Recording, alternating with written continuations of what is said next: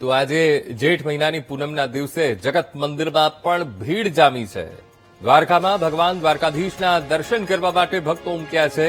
દ્વારકાધીશના દર્શન માટે વહેલી સવારથી જ લાંબી લાઈનો લાગી છે.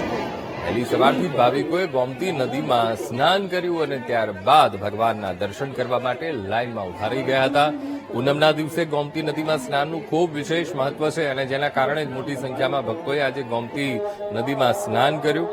આ દિવસનો એક અલગ જ ધાર્મિક મહિમા પણ છે અને જેના કારણે ભગવાનના દર્શન કરવા માટે મોટી સંખ્યામાં ભક્તો ઉમટી પડ્યા છે.